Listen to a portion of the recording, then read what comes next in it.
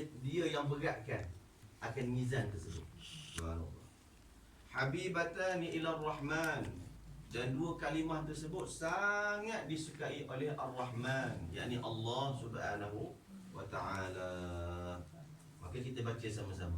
Subhanallah, Subhanallah, wa bihamdih, wa bihamdih, Subhanallah, Subhanallah, al-azim. al-azim. Subhanallahi wa bihamdih, Subhanallahil azim. Ulama menyatakan dalam dua keadaan untuk mendapat berat ini akan timbangan kita pada hari kiamat. Yang pertama, kita sebut sebelum ni, mana-mana pun kat situlah, membetulkan sebutan dulu.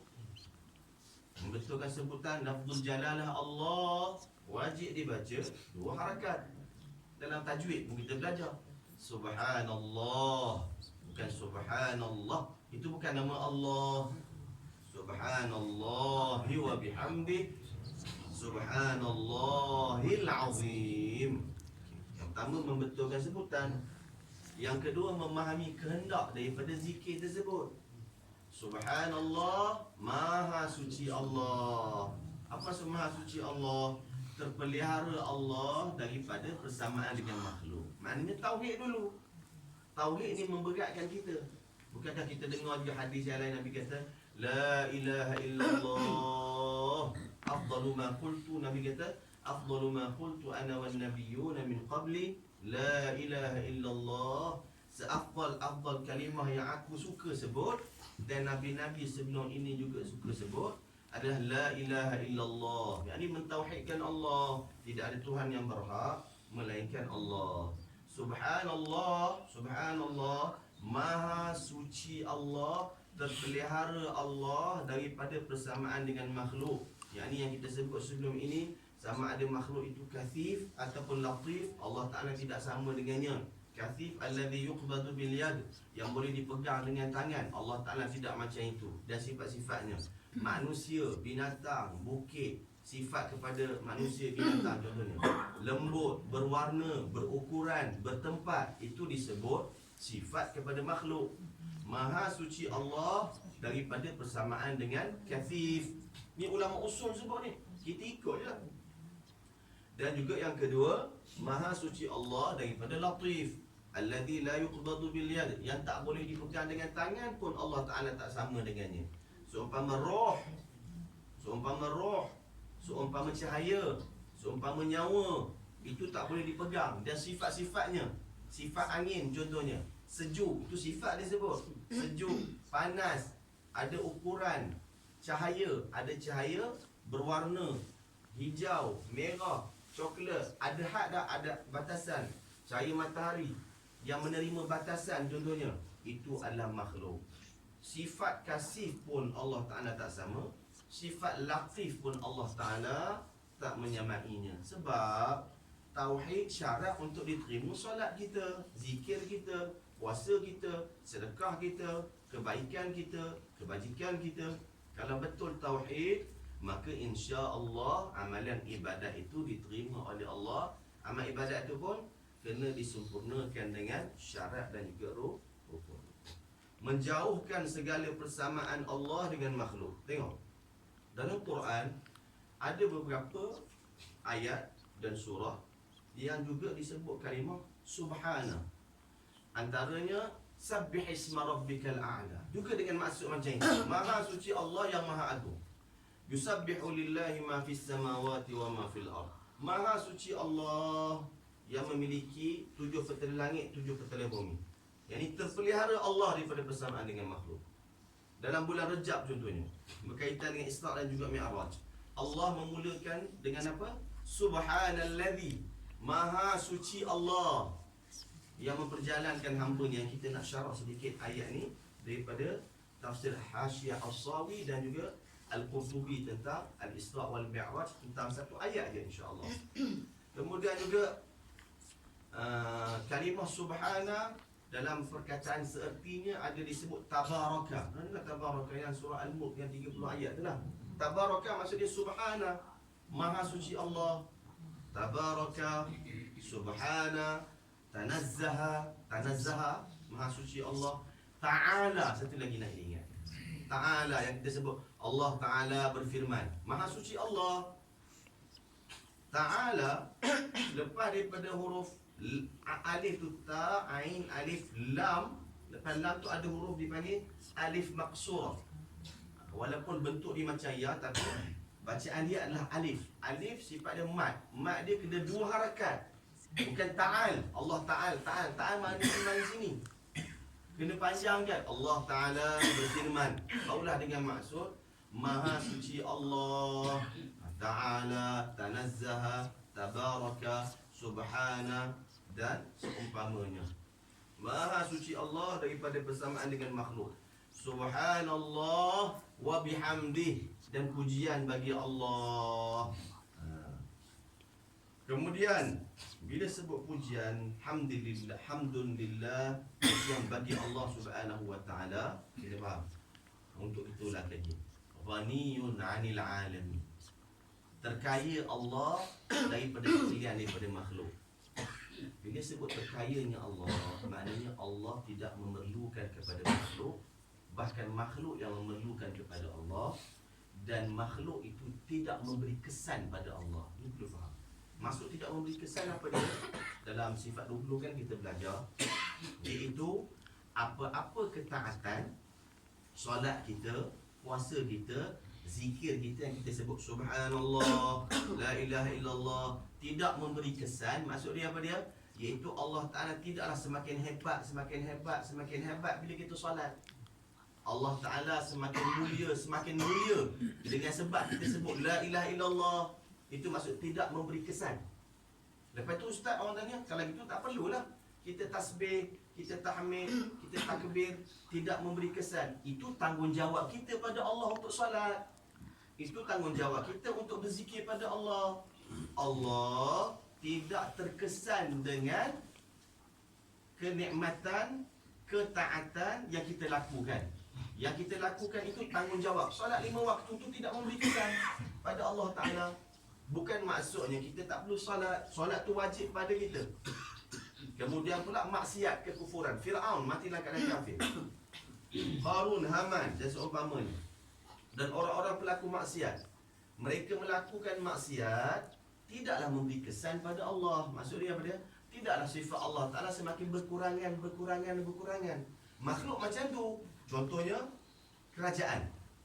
Kalau kita rakyat, kita bantu untuk ekonomi, untuk untuk menjana ekonomi negara, kita bantu untuk bekerja memakmurkan, maka memberi kesan kepada pemerintah.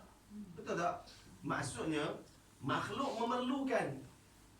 Kalau orang itu tak bekerja, kalau orang itu dia buat huru-hara dekat negara tersebut, maka memberi kesan tak kepada kerajaan? Memberi kesan.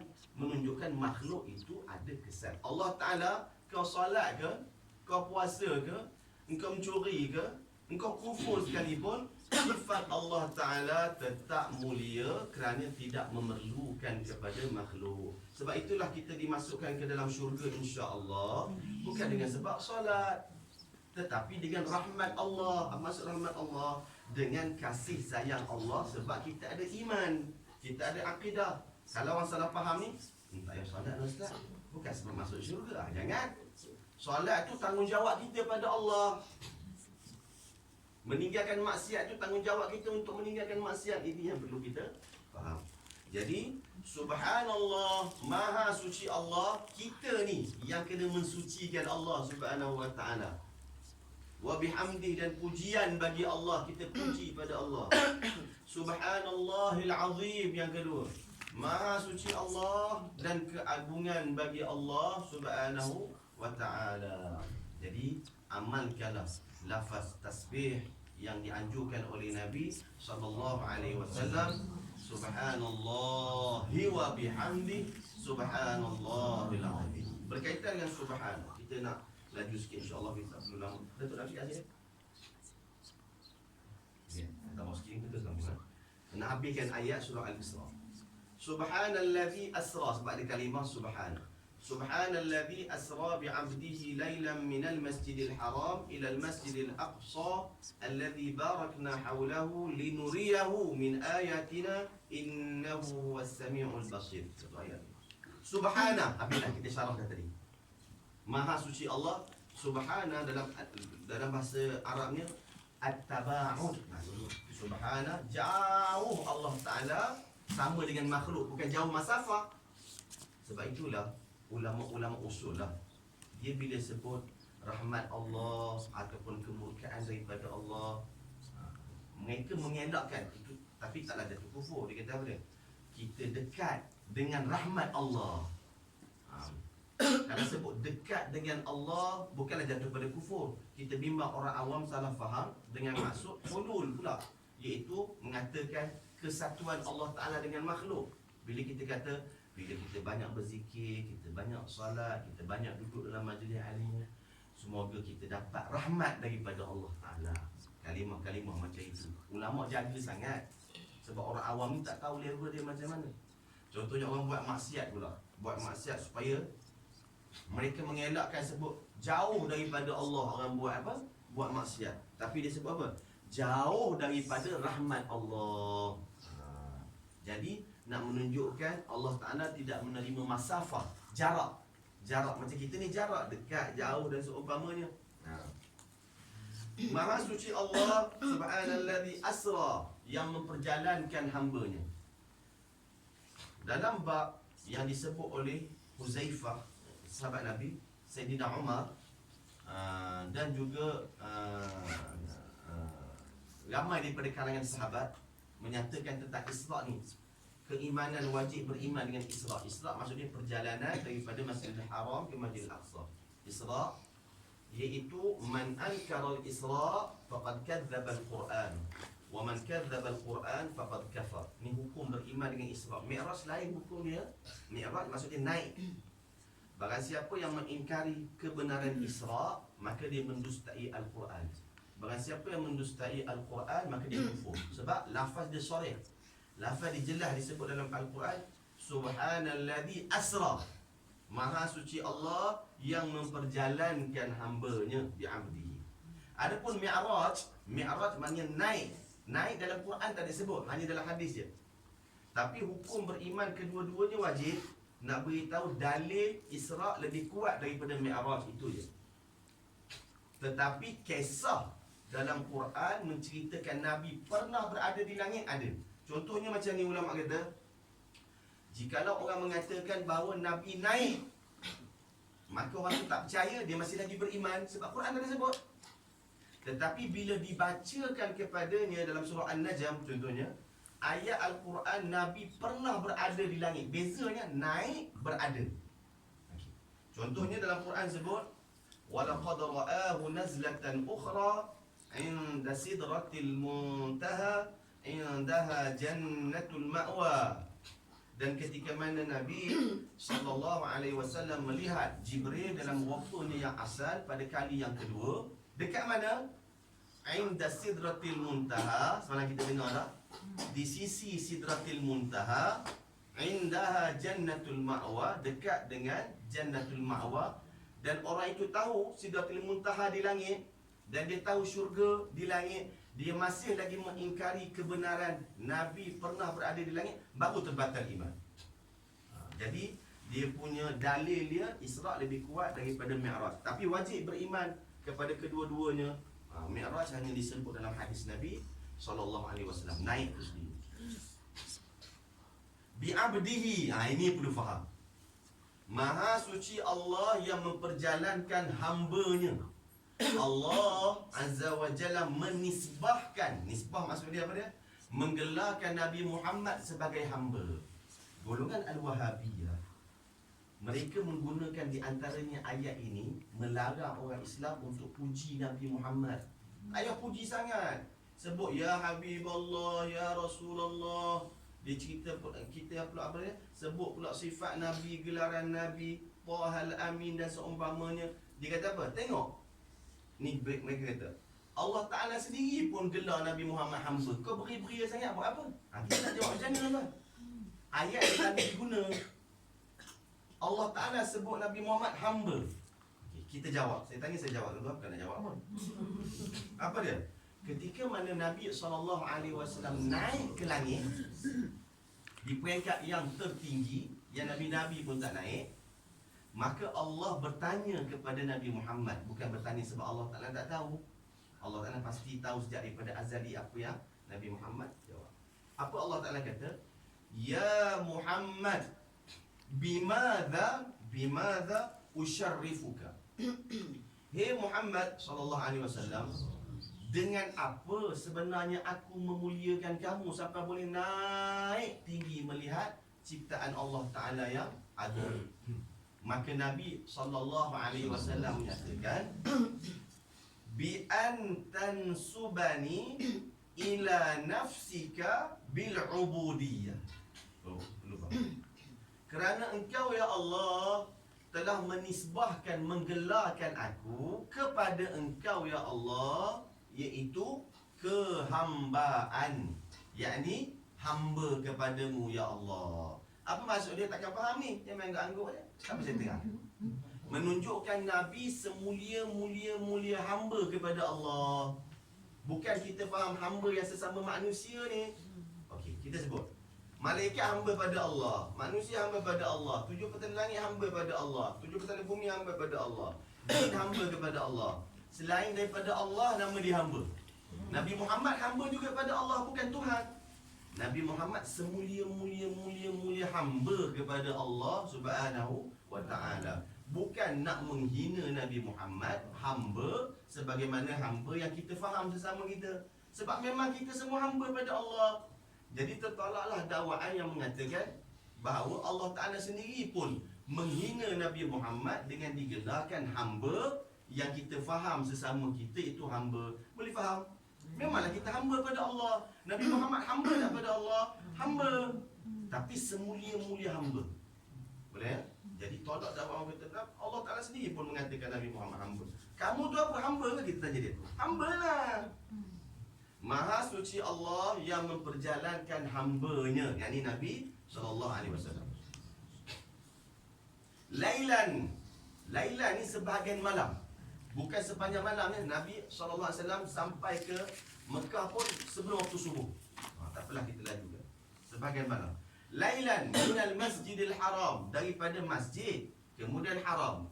Maka ulama menyatakan kenapa nama masjid? Tempat sujud. Kan kita dengar semalam, semulia-mulia tempat atas bumi ini adalah masjid, dan seburuk-buruk tempat adalah pasar, shopping dan seumpamanya.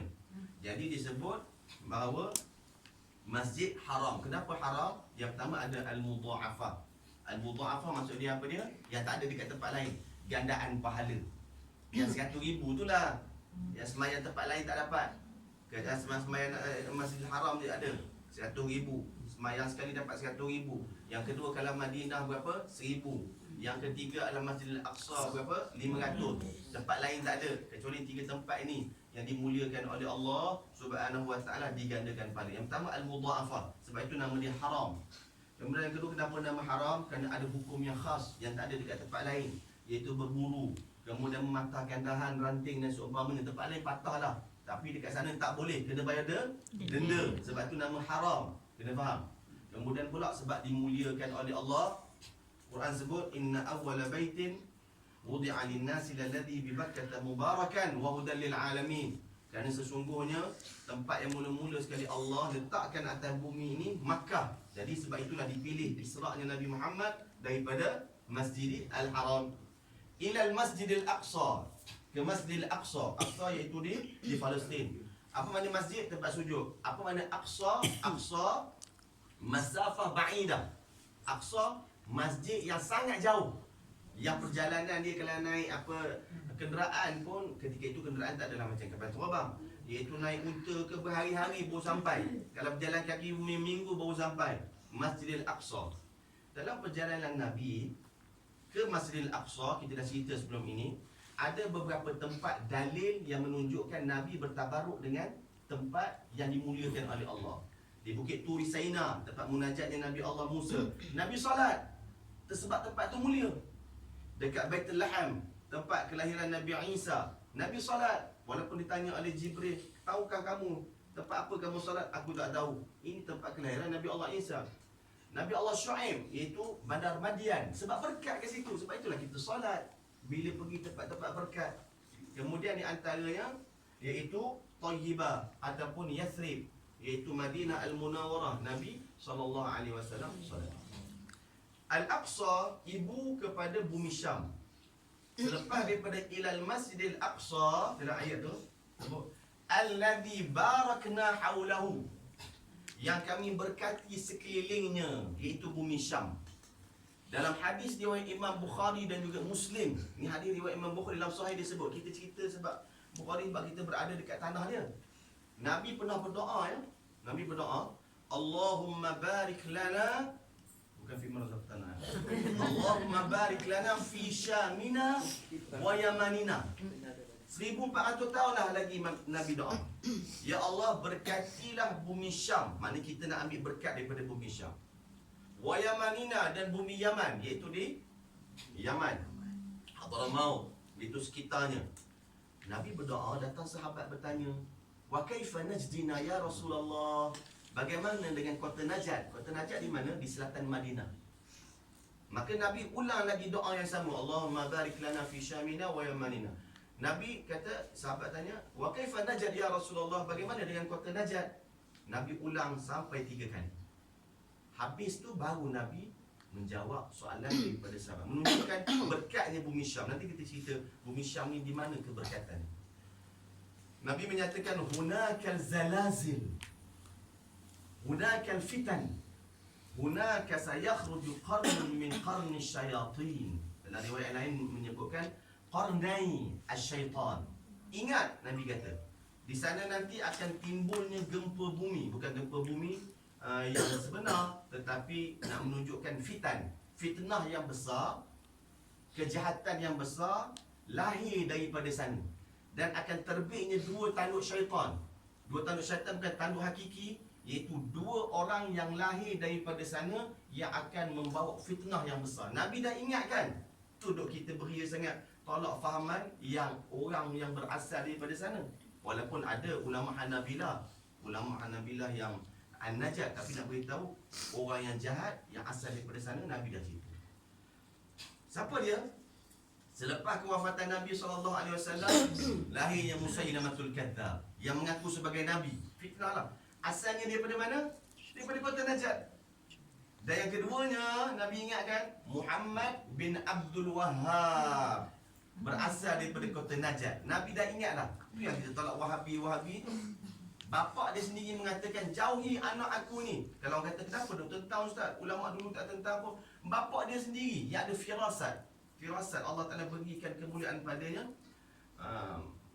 menyatakan jauhi akan fahaman aliran yang baru yang dibawa oleh anak aku Muhammad ni. Apa dia?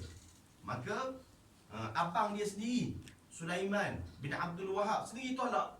Ulama selepas tu apatah lagi menolaknya. Tiba-tiba kita kata, Ustaz, apa benda nak tolak Ustaz? Ulama dulu pun tak tolak. Ayah dia sendiri tolak, abang dia sendiri tolak, ulama selepas tu sendiri tolak.